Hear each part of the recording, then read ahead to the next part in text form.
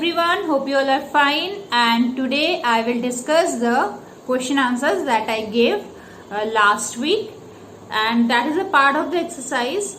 I hope by now the syllabus is clear to you all. Those who have not seen my previous week's video, make sure you all have watched that. They are in the first day of the week, the first class of the week. In that class, we have discussed the entire syllabus which you should follow, and also it is available there in the cisce.org. Once again I am repeating, it's cisce.org. in this website, if you go, then you click on publications, and then there you will get the reduced syllabus for this year. As you know, the syllabus is reduced now. So I have the questions with me. I hope you all have solved that question answers, and you all are sitting with the copy where you have done the answers, so that one by one when I will tell you the answers, you can correct those. Now periodic table, as you all know, we are continuing in the activity class and we will be doing it so. So now today our discussion based on those question answers that I gave previous day. So the first question that I gave, that is the right molecular formula. Now write molecular formula. The first question is sodium sulfide. Generally we have a confusion always with sulfate, sulfide and sulfide. So in a copy you can write the note of these three. So sulfate, it is ATE at the end. The formula is SO4 2 minus. Sulfide, ITE, and the formula is SO3 2 minus. And sulfide, IDE, then S2 minus. Whenever at the end there is IDE, then that particular radical generally contains the symbol of a particular element. As for example, sulfide S2 minus, carbide C4 minus, nitride N3 minus, phosphide P3 minus, and so on. So whenever it is IDE, then in that formula there will be an ion of an element other than this compound radical. So here sodium sulfide, sodium valency 1, sulfide valency 2. So the answer is Na2S. We are using that cross method, like sodium valency 1, so it will go near the sulfur, and sulfide valency 2, so it will come near the sodium, and hence the formula is Na2S. Next is magnesium oxide. Magnesium valency 2, oxide also valency 2, Mg2 plus and O2 minus. These are the symbols. So the formula will be MgO. Third is calcium hydroxide. Calcium Ca2 plus, hydroxide OH1 minus. So the formula is CaOH whole 2. So whenever there is compound radical, we always try to put the bracket. In fact, we should put the bracket, because if we do not put the bracket, it will look like the 2 is nearby hydrogen, and it will look very odd. It will show a wrong, or it will wrong justification, or it will misinterpret. That's why always we put a bracket, then outside as subscript we write the valency of that particular metal. So calcium hydroxide CaOH whole 2. Calcium hydroxide also known as lime water. Hydrogen chloride HCl. HCl, hydrogen chloride, it's in the gaseous state in room temperature. HCl is a gas in room temperature, but if we add it in water, HCl gas, hydrogen chloride gas, is highly soluble in water. So if we pass this gas through water, then the solution we obtain, that is popularly known as hydrochloric acid. So formula of hydrogen chloride and hydrochloric acid is same, HCl. The difference is that hydrogen chloride is gas and hydrochloric acid is the aqueous solution of hydrogen chloride gas. But the formula is HCl, because the valency of hydrogen is also 1 and chlorine is also 1. Next is sulfuric acid H2SO4. This hydrochloric acid, sulfuric acid, they are very strong acids. So sulfuric acid H2SO4, and it is liquid at room temperature, unlike HCl. HCl is gas at room temperature. We need to make it solution, but H2SO4, that is sulfuric acid, is liquid at room temperature. Next is iron 2 sulfide. Iron has two valencies. It is having a variable valency. Example of variable valency is iron is 2. Iron is 2 and 3. In both the form it is available. So iron 2 sulfide, also known as ferrous sulfide, formula will be Fe(S) because both the valencies are 2 cancelling each other, so it is Fe(S). Next is iron 3 sulfate. Here the valency, next valency of iron, that is 3 ferric acid.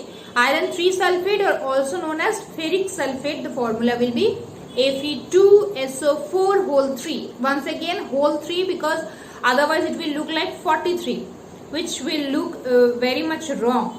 43 cannot be subscript anywhere. So Fe2 sulfate valency 2, and here it is mentioned 3.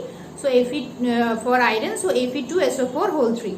Next is nitric acid, HNO3. So these 3 acids, the formulas that we have learned today, hydrochloric acid, sulfuric acid and nitric acid, these 3 acids are very strong acids and they are known as typical acids because they are very popular acids. Now if anybody asks you that what is acid, you can tell that acids are the substances which may or may not contain hydrogen in it, but it ionizes in water to produce hydronium ion in maximum cases, those who are having hydrogen in it, and also it reacts with alkalis or with bases to form salt and water.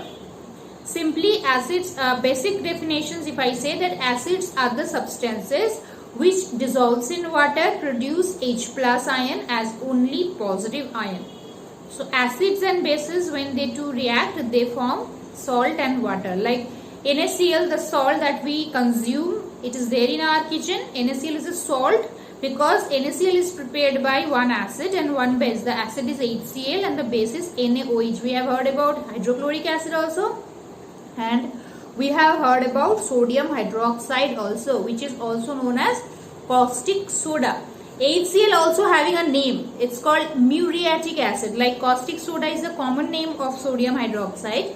Similarly, HCl is also having a common name known as muriatic acid, which the muriatic acid, the word has come from the related to sea, because HCl, which basically was prepared in the very beginning from the sea salts, that's why isolated from the sea salt, it is known as muriatic acid.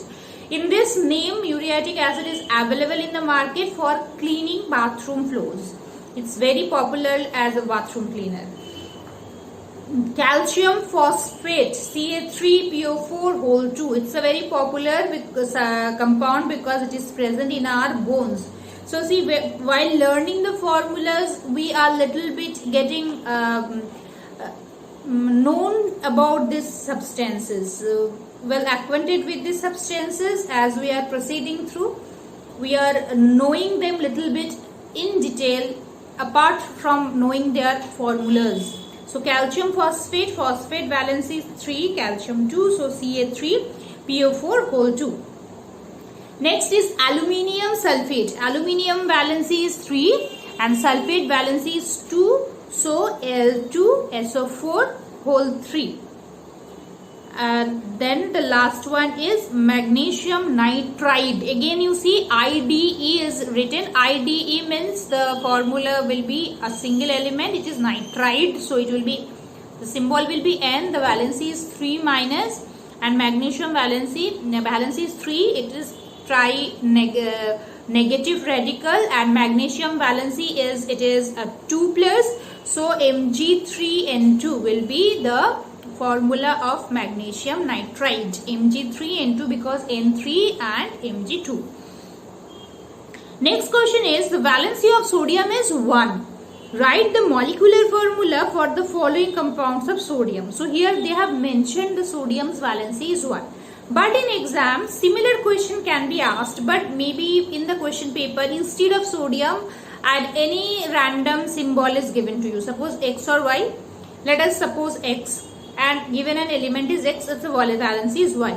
So you need to write all the formulas using X. I think 2 weeks back in a class, I have explained some of these kinds of example where in the examination maybe the symbols will not be given. Instead of that X and Y in this form, they can give you and they can tell you to write the formula based on that. So in spite of knowing the actual symbol, you need to follow whatever is mentioned in the question paper. So sodium oxide, it is here it is Na2O, but if in the question paper it is written as X, so it will be X2O. So here Na, so it is Na2O. Next is sodium sulfate, Na2SO4, then sodium carbonate, Na2CO3, sodium hydroxide, just now we were talking about is NaOH, and the final one is sodium nitrate, that is NaNO3. So these are very popular compounds of sodium, and sodium all compounds are soluble in water. So remember this one, that sodium all compounds are soluble in water. So this can come in form of X also. So if instead of Na, if it is mentioned X, so the formula of a nitrate of X will be XNO3. Or if it is written that sodium valency is 1, so what will be the formula of sodium if it joins with a radical Y with a valency, suppose a 3. So the formula will be Na3Y in that case, because Y valency 3, Na valency 1, so Na3Y. So these kinds of question may come. So sorry, today up to this, and I'll be giving more questions from this chapter, and also we'll continue periodic table in the activity class. You all take care and see you in the next class. Bye.